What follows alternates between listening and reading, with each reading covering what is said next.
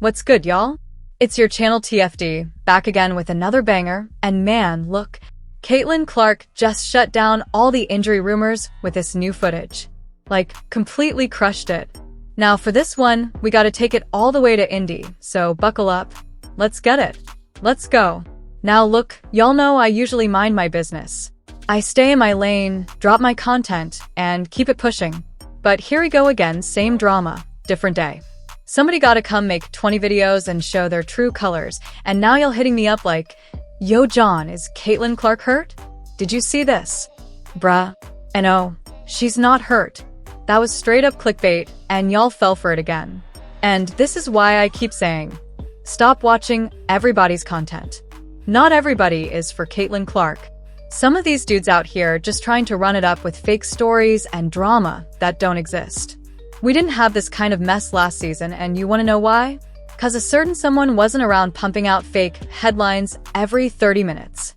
But now, y'all fed this monster. Y'all gave it the views.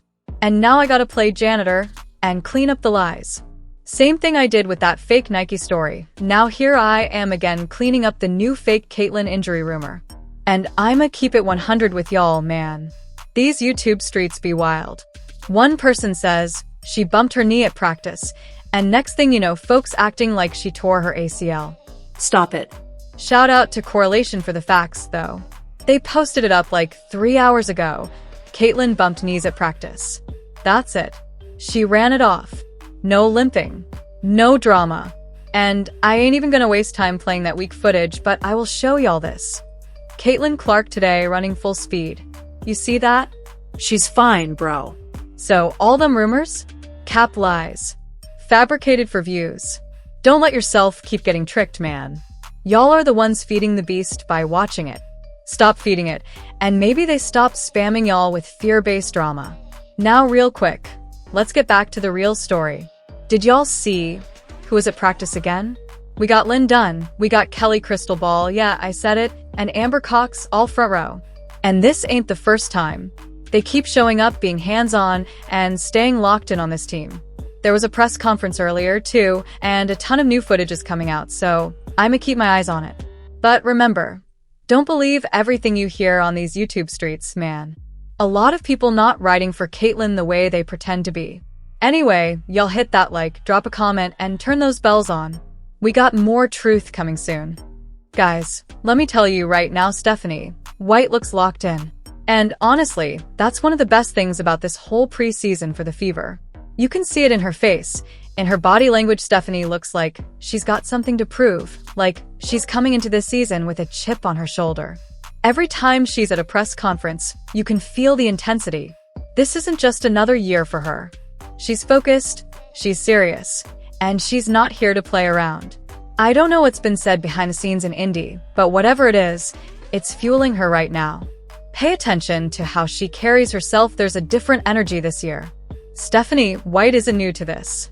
She's got 17 seasons of WNBA experience as a player and coach, and she's been part of the Fever family for years, player, assistant, head coach, and now back again. After leading the Connecticut Sun to back-to-back playoff runs and winning WNBA Coach of the Year, she's returned to Indiana ready to take things to the next level. You can see it in the way she's handling tough decisions, too. Just this week, she had to make some hard roster cuts, and she was straight up honest about how tough that is, but also how important it is for the team's growth. She's not shying away from the hard parts of the job. And with all the changes this offseason, the new faces, the revamped roster, the front office overhaul, Stephanie is the anchor. She's setting the tone, demanding focus, and making it clear that this team is here to compete. If you're watching closely, you can tell she's not just here to coach, she's here to win. So, keep your eyes on Stephanie White. This is a coach on a mission, and it's exactly the kind of leadership the Fever need right now. Rejoin the Fever. Yeah, I mean, certainly, I think, if you think back to the beginning of last season, there was a lot thrown at Caitlin from day one. New league, new players, everybody's bigger, faster, stronger, new coverages, different kind of depth. And for us as opponents, making everything as difficult as possible for her and on her and trying to wear her down. When you're playing against great players, you're not going to stop them. right? You just have to try to make life as difficult as possible and try to get them to take shots that you want them to take. And so as Caitlin got better, obviously we had to change our strategy and how we defended her. As the team started to get better, I remember, I think we played them 3 times in the first 2 weeks of the season. And, after game 3, it's like everybody just needs to relax. Like, they just need some time. They're young, like, chill out, let them be, let them grow, right? And they did. And she did. She's an incredibly hard worker. She's a high IQ player. She's a perfectionist. Like, she wants to get better. She lives in the gym. And so you knew that growth was going to take place, and having the opportunity to watch her on a daily basis and how she approaches the work. Like, there are work ethics and there are work styles, right? And a work style of not wasting reps, of not wasting time, of being very intentional about a growth process, and very intentional about details. And so you can tell that in the results that she's had throughout her career, but to really see that on a daily basis has been impressive. And of course, it's you want to work with players like that, right? Like, part of coaching and part of filling your cup in coaching is not just working with great players and working with great people, but it's how they go to work and how they show up. Like, watching them work every day. These guys, this is a competitive group. This is a selfless group. This is a high energy group. That fills our cup every day.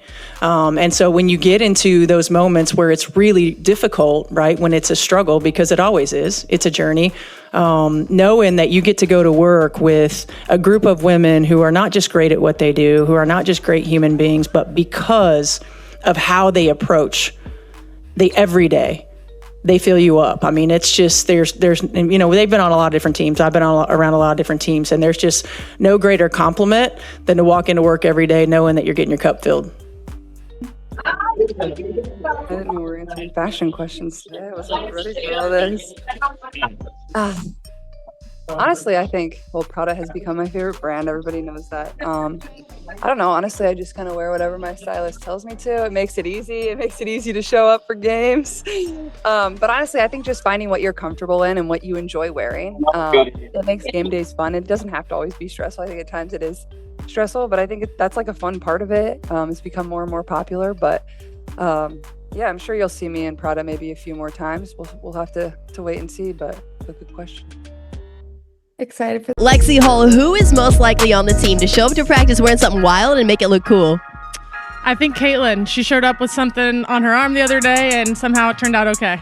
What was that something? It was just a shooting sleeve, but for her, that's pretty wild. A shooting sleeve? CC is going to debut a shooting sleeve this year? I don't know. We'll see. Superpowers, hidden talents, and what we're bringing to the Potluck Superhero 4-can knife with plate. During Media Day, in-game host and MC Olivia West asked the squad all the hard-hitting questions. I'm bringing chicken wings or the salad, and I trust Bree Turner with the main course. If one of your teammates was secretly a superhero, who would it be, and what superpower do you think they'd have? I'm gonna say Brianna Turner. Secretly, Brianna Turner, she had a lifestyle where she got superpowers and don't tell nobody. First of all, I got new teammates. Need to go through everybody in my head. I feel like it would be Kelsey Mitchell, because she's just kind of low key. Like, you don't know what she got going on for real off the court. So I don't know where are you going? Tosh. And she would have supersonic speed. Love it. We were asking people about who they think could be a potential undercover superhero, and they said you. Definitely. I don't want to give away too many of my secrets, but... Vivi, you and the team are hosting a talent show. Which talent are you going to display, and who do you think would win?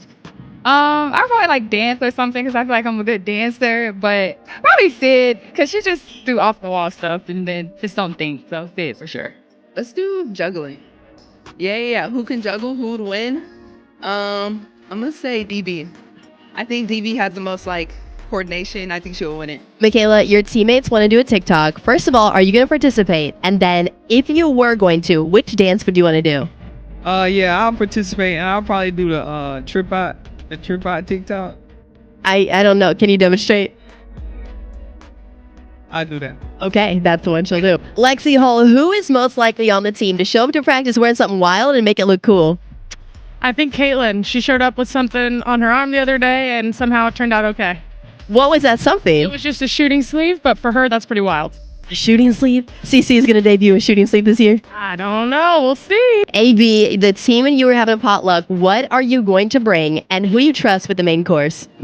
I'm bringing chicken wings or the salad, and I trust Bree Turner with the main course. There we go. And how did you say you're going to cook all those chicken wings? Air fryer, thank you. Ooh, definitely Bree Turner. She is an immaculate cook, so I'm gonna go with her. I would do maybe some like a baked mac and cheese, maybe some baked beans, but like add some jalapeno, a little bit of garlic. Don't just make it a regular baked bean. I could actually grill some good steaks, some good pork chops, some cheesy hot dogs. Like I can actually cook. Look, cheesy hot dogs is not cooking, but like Do grilled steak and cheesy hot dogs? I do it all. She does it all. Now you know. Natasha, you and your teammates are having a potluck. Which dish are you bringing, and who do you want in charge of the main course? Well, I'll probably bring some homemade mac and cheese. For the main course, I probably trust DB. She could cook. She got 2 kids, so she probably could throw